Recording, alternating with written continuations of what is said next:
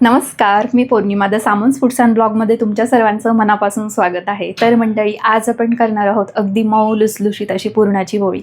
अगदी नवशिके देखील सोप्या पद्धतीमध्ये ही जी पोळी आहे ती करायला शिकतील. अगदी साध्या सोप्या पद्धतीमध्ये आपण पुरणाची पोळी कशी करायची ती सांगितलेली आहे.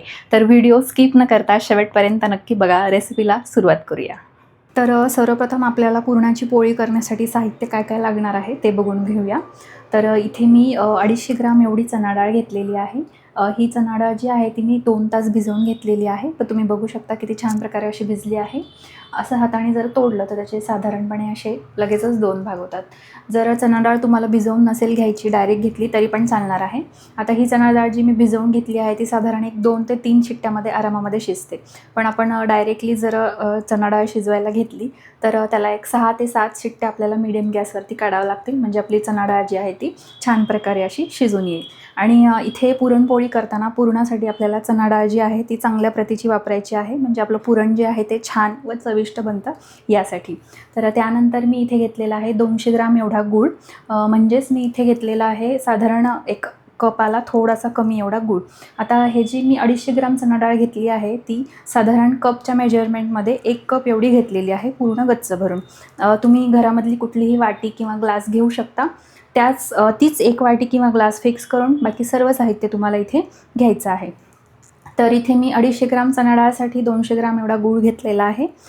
जर तुम्हाला गोड आवडत असेल तर तुम्ही समप्रमाणामध्ये दोन्ही गोष्टी घेतल्या तरी पण चालणार आहेत. म्हणजे 250 ग्रामसाठी तुम्ही 250 ग्रामच गूळ घेतला तरी चालेल, किंवा तुम्हाला जर साखर घ्यायची असेल गुळाच्या ऐवजी तर तसंही केलं तरी पण चालणार आहे. फक्त थोडीशी साखर जी आहे ती जास्त घ्या, म्हणजे तुम्हाला जितपत गोड आवडतं त्याप्रमाणे तुम्ही घेऊ शकता. त्यानंतर इथे मी 1 कप चणा डाळीसाठी 2 कप इथे मी गव्हाचं पीठ घेतलेलं आहे. आता हे जे गव्हाचं पीठ आहे आपल्याला गहू चांगल्या प्रतीचेच वापरायचे आहेत, म्हणजे आपली पुरणपोळी जी आहे ती एकदम सॉफ्ट आणि लुसलुशीत तयार होते. आपण इथे बिना मैद्याची पोळी जी आहे ती करणार आहोत. तर त्यासाठी इथे मी गहू जे आहेत ते चांगल्या प्रतीचे घेतलेले आहेत. व हे जे पीठ आहे ते मी चाळून घेतलेलं आहे. ही टिप खूप महत्त्वाची आहे. जर आपण पुरणपोळी करतोय आणि फक्त गव्हाच्या पिठाचीच करतोय तर आपल्याला मैद्याच्या चाळणीने गव्हाचं पीठ जे आहे ते व्यवस्थित असं छान असं चाळून घ्यायचं आहे. आता जर यामध्ये तुम्हाला मैदा वापरायचा असेल तर तुम्ही अर्धा मैदा अर्धं गव्हाचं पीठ असं वापरलं तरी पण चालणार आहे, किंवा तुम्हाला पूर्णपणे जर मैद्याची पोळी करायची असेल तर तसंही केलं तरी चालणार आहे. त्यानंतर इथे गरजेप्रमाणे आपल्याला पाणी घ्यायचं आहे. अर्धा चमचा इथे मी वेलची पावडर घेतलेली आहे व 1/4 चमचा इथे मी जायफळीची पावडर घेतली आहे. अर्धा चमचा इथे आपल्याला हळद लागणार आहे. अर्धा चमचा मीठ घेतलेला आहे व गरजेनुसार आपल्याला इथे तेल किंवा तूप घ्यायचं आहे. आता तेल किंवा तूप तुम्ही दोन्हीपैकी कुठलंही घेऊ शकता. चणा डाळ शिजवताना आपल्याला त्यामध्ये थोडंसं तेल घालायचं आहे. तूप घेतलं तर तूप घालायचं आहे, म्हणजे आपली डाळ जी आहे ती छान अशी शिजून येते व आपल्याला खाण्यासाठी पण हलकी होते. कारण चणा डाळमुळे बहुतेक वेळा ॲसिडिटी किंवा गॅसेस होतात, तर त्यामध्ये थोडंसं तूप किंवा तेल घातलं तर या सर्व गोष्टी होत नाहीत यासाठी. आणि थोडंसं कणिक भिजवल्यावर पण आपल्याला मळण्यासाठी देखील तेल किंवा तूप लागणार आहे. तर या 2-3 गोष्टीसाठी लागणार आहे. व त्यानंतर आपल्याला पोळी भाजताना देखील तेल किंवा तुपाचा वापर करायचा आहे. तर तुम्हाला जी आवडेल ते तुम्ही वापरू शकता. तर आता आपण सर्वप्रथम इथे पुरण शिजून घेऊया. तर इथे चणा डाळ जी आहे ती मी कुकरमध्ये घेतलेली आहे. 2 ते 3 वेळा स्वच्छ पाण्याने धुवून घ्यायची आहे. आता यामध्ये आपण पाणी घालूया. जर तुम्हाला कटाची आमटी करायची असेल तर पाणी थोडंसं जास्त घातलं तरी पण चालणार आहे. तर इथे मी साधारण 3 ते 4 कप एवढं पाणी यामध्ये घालणार आहे. तुम्ही पाण्याचं प्रमाण यामध्ये वाढवू शकता जर तुम्हाला आमटी करायची असेल तर. आता तुम्ही बघू शकता, हात घालून जर बघितलं तर साधारण 2 बोट उंच एवढं आपल्याला यामध्ये पाणी घालायचं आहे. जास्तही घालू नका, नाहीतर कुकरची शिट्टी होताना हे जे पाणी आहे ते वरती येईल. मग जर तुम्हाला कटाची आमटी करायची असेल आणि कट जो आहे तो जास्त प्रमाणात हवा आहे आणि तुम्ही पाणी जास्त घातले तर कुकर जो आहे तो थोडासा मोठा घ्या. अगदीच लहान कुकरमध्ये ही जी डाळ आहे ती शिजवू नका. आता यामध्ये आपण थोडंसं हळद घालूया, म्हणजे कलर जो आहे तो आपल्या पुरणाला छान येईल. आणि यामध्ये थोडंसं तेल देखील घालूया. तेलाच्या ऐवजी तूप घातलं तरी पण चालणार आहे, म्हणजे आपली डाळ जी आहे ती अगदी मऊसूत अशी छान शिजते यासाठी. आता याला व्यवस्थित असं मिक्स करून घेऊया आणि कुकरच्या 3 ते 4 शिट्ट्या आपण काढून घेऊया. तर गॅसचा फ्लेम जो आहे तो आपल्याला सुरुवातीला मोठा ठेवायचा आहे व त्यानंतर मीडियम फ्लेमवरती आपल्याला साधारण 3 ते 4 शिट्ट्या याला काढून घ्यायच्या आहेत. तर कुकरच्या शिट्ट्या 3 ते 4 झालेल्या आहेत. कुकर थंड होतो आहे तर तोपर्यंत आपण इथे आपल्याला पोळीसाठी लागणारं पीठ जे आहे ते भिजवून घेऊया. तर सर्वप्रथम इथे मी परातीमध्ये कणिक घेतली आहे, त्यामध्ये आपल्याला थोडंसं मीठ घालायचं आहे आणि इथे 2 कप आपण पीठ घेतलेलं आहे. तर साधारण मी 1 कप एवढं पाणी घेतलेलं आहे, अंदाजानुसार घ्यायचं आहे. आता यामध्येच आपण थोडीशी हळद घालून घेऊया. पिठामध्ये डायरेक्ट हळद घालू नका, पाण्यामध्ये घालून मिक्स करून घ्या, म्हणजे सगळ्या पिठाला व्यवस्थित हळद जी आहे ती लागते यासाठी. तर त्याला मिक्स करून घेऊया आणि आपलं पीठ जे आहे ते आपण मळून घेऊया. तर आधी आपण इथे मीठ जे घातलं आहे ते मिक्स करून घेऊया पिठामध्ये. तर इथे मीठ जे आहे ते मिक्स झालेलं आहे. आता यामध्ये आपण गरजेनुसार थोडं थोडं पाणी घालून पीठ जे आहे ते छान असं मऊसर भिजवून घेऊया. तर इथे लक्षात घ्या, आपली पोळी जी आहे ती मऊसूत व छान होण्यासाठी आपल्याला इथे चांगल्या प्रतीचे गहू जे आहेत ते वापरायचे आहेत. तरच आपली पोळी जी आहे ती छान अशी मऊ लुसलुशीत अशी तयार होते. आता इथे आपली पोळी जी आहे ती छान फुगावी व कुठेही फाटू नये यासाठी आपण आता इथे एक ट्रिक वापरणार आहोत. तर आपले कणिक भिजून झाल्यावरती आपण ही जी कणिक आहे ती आपण एका भांड्यामध्ये पाणी घेऊन त्यामध्ये साधारण एक 15 ते 20 मिनटं आपण ह्याला पाण्यामध्ये भिजत ठेवणार आहोत, जेणेकरून आपलं पीठ जे आहे ते एकदम छान असं लवचिक तयार होतं व आपण पोळी लाटताना आपली पोळी जी आहे ती कुठेही अजिबात फाटत नाही, एकदम मऊ लुसलुशीत होते व छान अशी फुगते यासाठी. आता इथे तुम्हाला जर कणकेमध्ये हळद घालायची नसेल, पांढरं पीठ जर तुम्हाला मळून घ्यायचं असेल तर तसंही केलं तरी चालणार आहे. कोणी कोणी घालत देखील नाही कणकेमध्ये हळद. जर तुम्हाला घालायची नसेल तर नाही घातली तरी चालणार आहे. फक्त हळद घातल्यामुळे आपल्या पोळीला जो आहे तो साधारण पिवळसर असा कलर येतो, तर यासाठी मी यामध्ये हळद घातली आहे. पण तुम्हाला नाही घालायची, नाही घातली तरी पण चालेल. तर आता इथे आपण पीठ जे आहे ते सर्व मळून घेऊया. तर बघा, इथे आपलं पीठ जे आहे ते छान असं मळून झालेलं आहे. तुम्ही बघू शकता किती छान असं मी मऊसूत हे जे पीठ आहे ते मळून घेतलेलं आहे. एकदम पातळ करू नका, थोडंसं मऊसत असं हे जे पीठ आहे ते भिजवून घ्या, कारण आपल्याला ह्याला पाण्यामध्ये भिजत ठेवायचं आहे यासाठी. तर आता ह्याला आपण पाण्यामध्ये भिजत घालूया. तर इथे मी कणिक भिजवण्यासाठी पाण्यामध्ये इथे एक बाऊल घेतलेला आहे, साधारण उंच असा बाऊल घेतलेला आहे. आता यामध्ये आपण कणिक जी आहे ती घालूया व यामध्ये आपण पाणी घालूया. कणिक भिजेल इतपतच आपल्याला यामध्ये पाणी घालायचं आहे. 1 कप पाणी यामध्ये व्यवस्थित असं बसतं. आता ह्याला आपण झाकून ठेवूया व 15 ते 20 मिनटं असंच ह्याला पाण्यामध्ये भिजू देऊया. असं केल्याने आपली कणिक जी आहे ती छान अशी मैद्यासारखी चिवट व अशी लवचिक तयार होते. यासाठी आपल्याला ही जी प्रोसेस आहे ती करायची आहे. कणिक भिजते तोपर्यंत आपण आपलं पुरण जे आहे ते तयार करून घेऊया. आपलं कुकर देखील थंड झालेलं आहे, तर डाळ काढून घेऊया व पुरण तयार करून घेऊया. तर आपण चेक करूया आपली चण्याची डाळ कशी शिजली आहे. तर तुम्ही इथे बघू शकता किती छान अशी आपली डाळ जी आहे ती शिजलेली आहे. आता आपण ह्याचं पाणी जे आहे ते सेपरेट करून घेऊया. तर डाळीचं पाणी सेपरेट करण्यासाठी आपल्याला एक चाळणी लागणार आहे. आता या चाळणीमध्ये ही डाळ जी आहे ती आपण घालूया, म्हणजे पाणी सेपरेट होईल तर आपली डाळ जी आहे ती सेपरेट होईल. तर बघा, इथे मी डाळ व डाळीचा कट जो आहे तो सेपरेट करून घेतलेला आहे. आता हा जो कट आहे याची आपण कटाची आमटी करू शकतो. हवं तर यातलं थोडंसं तुम्ही चण्याची डाळ जी आहे ती साधारण एक चमचाभर काढून ठेवू शकता, म्हणजे आपली आमटी जी आहे ती छान अशी दाटसर होते यासाठी. तर सर्व यातलं पाणी जे आहे ते व्यवस्थित असं निथळून घ्यायचं आहे व त्यानंतरच आपल्याला पुरण शिजवून घ्यायचं आहे. जर यामध्ये पाणी जास्त राहिलं तर आपलं पुरण जे आहे ते पातळ होतं व पटकन शिजत नाही, घट्ट होत नाही. यासाठी व्यवस्थित असं यामधलं आपल्याला पाणी जे आहे ते निथळून घ्यायचं आहे. तर पुरण शिजवण्यासाठी आपल्याला इथे मोठं जाड तळाचं असं पसरट भांडं घ्यायचं आहे, म्हणजे आपल्याला पुरण जे आहे ते शिजवताना आपला हात जो आहे तो अवघडून येणार नाही. यासाठी आपल्याला इथे पसरट भांडं असं घ्यायचं आहे, कारण आपल्याला पुरण एकसारखं ढवळावं लागतं. जर असंच ठेवलं तर ते खालून करपण्याची शक्यता असते. त्यामुळे जर असं पसरट असं भांडं घ्या, म्हणजे आपलं पुरण जे आहे ते करपणार नाही व आपल्याला व्यवस्थित हलवता देखील येईल व आपला हात देखील जो आहे तो अवघडून येणार नाही. आता यामध्ये आपण गूळ जो आहे तो घालून घेऊया.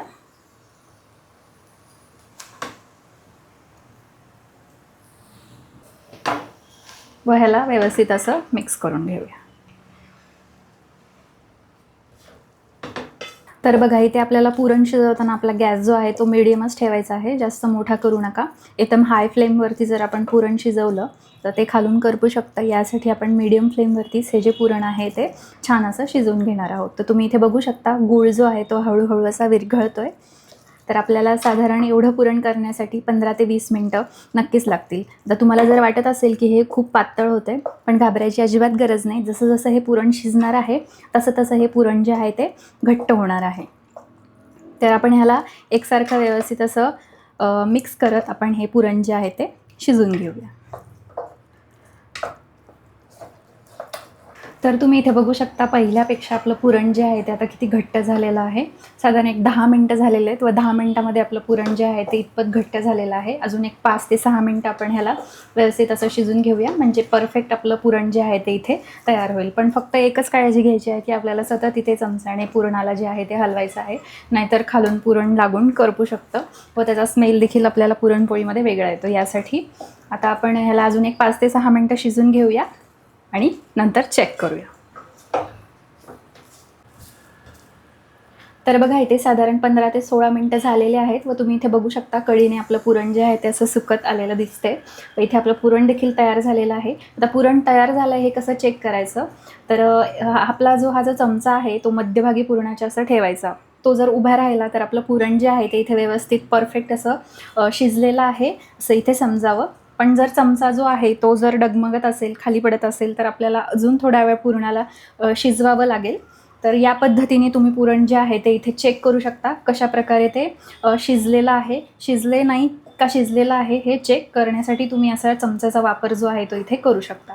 तर तुम्ही इथे बघू शकता अशा प्रकारे आपलं पुरण जे आहे ते इथे घट्ट झालेलं आहे. आता मी इथे चमचा देखील उलटा करून बघित आहे, पण ते खाली पुरण जे आहे ते पडत नाही आहे. तर आपलं इथे परफेक्ट असं पुरण जे आहे ते शिजलेलं आहे. तर आपण आता इथे गॅसचा फ्लेम जो आहे तो बंद करूया आणि हे जे पुरण आहे ते आपण चाळणीतनं गाळून घेऊया. जर तुमच्याकडे पुरण पात्र असेल तर त्यामधून देखील तुम्ही काढलं तरी चालणार आहे. आता हे पुरण आपल्याला गरम गरमच चाळून घ्यायचं आहे, म्हणजे पटकन चाळल्या जाईल.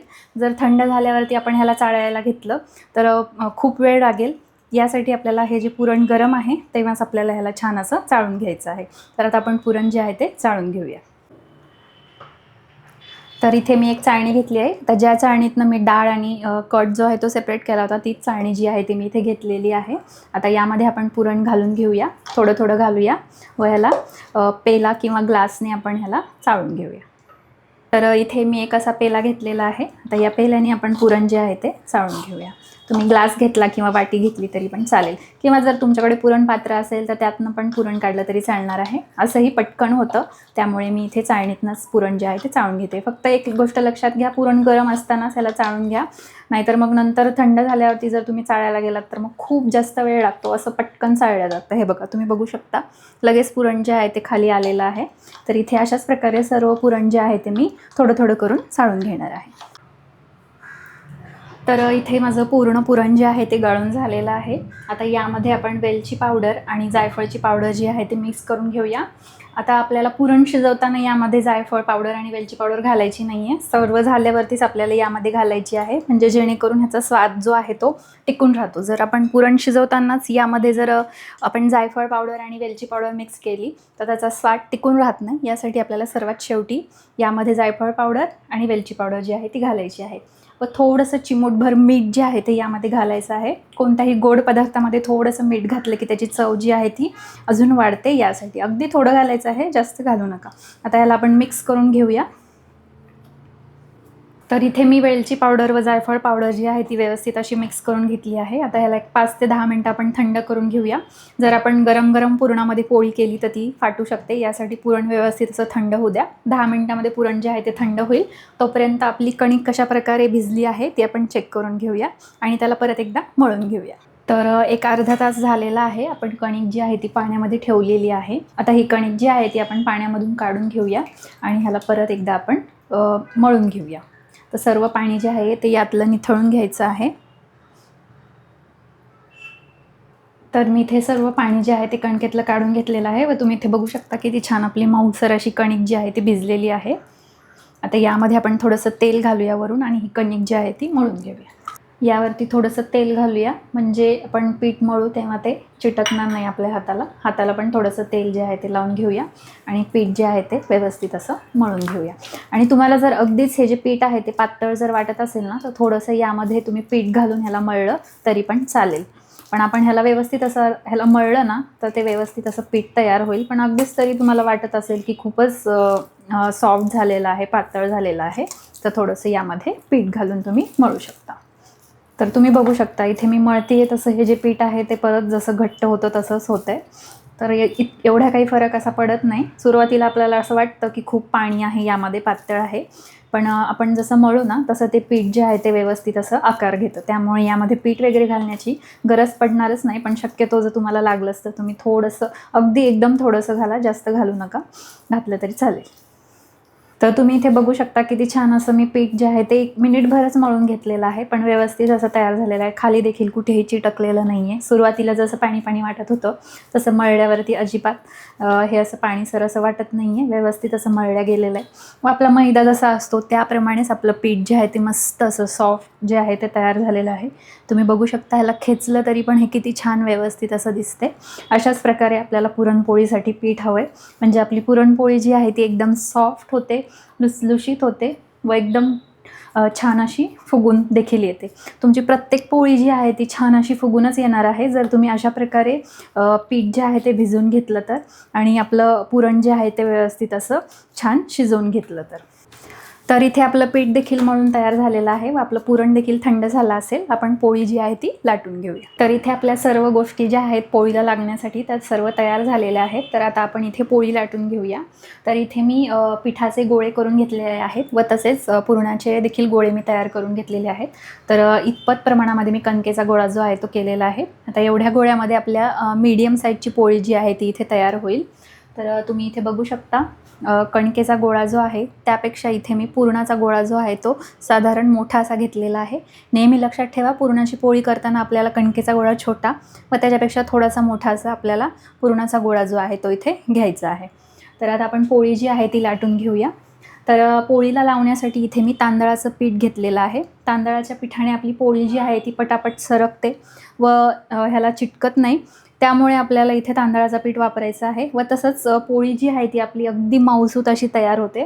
त्यामुळे इथे गव्हाच्या पिठाच्या ऐवजी तुम्ही नक्की तांदळाचं पीठ वापरून बघा. पोळी एकदम पटापट लाटल्या जाते व मऊसूत देखील राहते. तर इथे आता आपण कणकेच्या गोळ्याची पारी जी आहे ती तयार करून घेऊया. तर अशा प्रकारे आपल्याला हाताने ह्याची पारी जी आहे ती तयार करून घ्यायची आहे. पीठ आपलं व्यवस्थित छान असं मऊसर असल्यामुळे पटापट आपली पारी जी आहे ती इथे तयार होते. फक्त मध्यभागी आपल्याला पीठ जे आहे ते जाड ठेवायचं आहे आणि साईडने आपल्याला ह्याला साधारण असं पातळ करायचं आहे. तर इथे तुम्ही बघू शकता आपली पारी जी आहे ती तयार झालेली आहे. आता यामध्ये पुरणाचा गोळा जो आहे तो आपण घालूया. तर अशा प्रकारे ह्याला खालच्या दिशेने प्रेस करायचं आहे गोळ्याला व कणकेला असं हलक्या अशा हाताने आपल्याला वरती असं ओढवून घ्यायचं आहे. म्हणजे आपलं पुरण जे आहे ते व्यवस्थित असं आतमध्ये जाईल व आपलं कणिक जी आहे ती एक्स्ट्राची ती वरती येईल यासाठी. तर अशा प्रकारे तुम्ही बघू शकता पुरण व्यवस्थित असं कणकेमध्ये गेलेलं आहे. आता दोन्ही हातावरती अशा प्रकारे घ्यायचं आहे व अगदी हलगत हाताने ह्याला गोल गोल फिरवत घ्यायचं आहे व वरती जी पुरण येईल ते अशा प्रकारे खाली बोटाने प्रेस करायचं व कणकेला अशा प्रकारे जवळ करायचं, म्हणजे ह्याचा जो गोळा आहे तो बंद होईल व अशा प्रकारे वरती एक्स्ट्रा पीठ येईल. तर ते हवं असेल तर तुम्ही ठेवू शकता, नाहीतर अशा प्रकारे ह्याला गोल गोल फिरवत काढून टाकलं तरी पण चालेल. म्हणजे आपली पोळी जी आहे ती अजून मऊसर अशी छान तयार होईल. तर अशा प्रकारे ह्याला बंद करून घ्यायचं आहे व्यवस्थित. आता ह्याला आपण पीठ लावून घेऊया. आणि पोळी लाटताना जास्त पीठ लावू नका, नाहीतर पोळी जी आहे ती थोडीशी कडक होईल. यासाठी जेवढं लागेल जितकं कमी वापराल तेवढं पीठ चांगलं आहे. तर आता सर्वप्रथम आपण ह्याला असं हाताने प्रेस करून घेऊया, म्हणजे कडेपर्यंत पुरण जे आहे ते जाईल यासाठी. तर व्हिडिओत दाखवल्याप्रमाणे ह्याला व्यवस्थित असं अशा प्रकारे प्रेस करून घ्यायचं आहे. थोडंसं पीठ लावूया.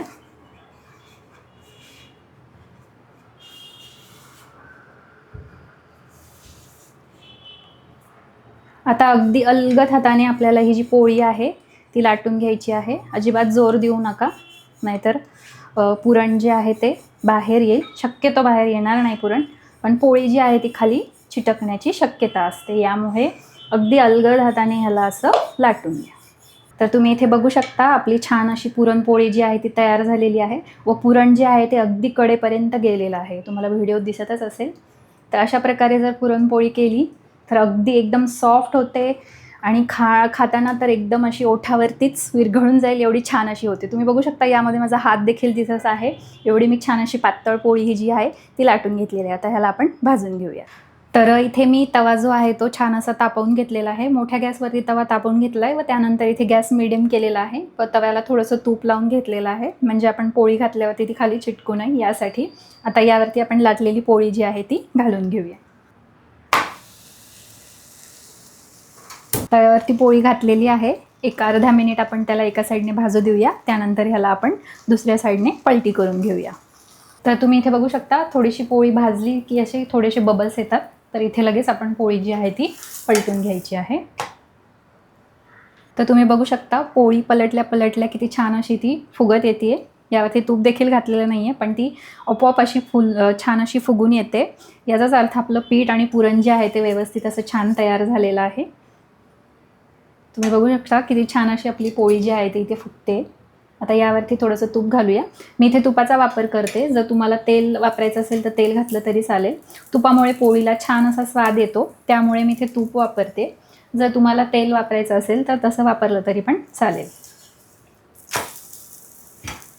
तुम्ही बघू शकता किती छान आपली पोळी जी आहे ती इथे मस्त फुगलेली आहे. अशाच प्रकारे आपल्या सर्व पोळ्या ज्या आहेत त्या इथे फुगणार आहेत. फक्त तुम्ही दिलेल्या टिप्स वापरून ही जी पुरणाची पोळी आहे ती तयार करा. नक्कीच तुमची पोळी देखील अशीच मस्त गुबगुबीत आणि लुसलुशीत एकदम ओठाणी खाता येईल अशी तयार होईल. तर अशाच प्रकारे इथे सर्व पोळ्या ज्या आहेत त्या मी तयार करून घेणार आहे.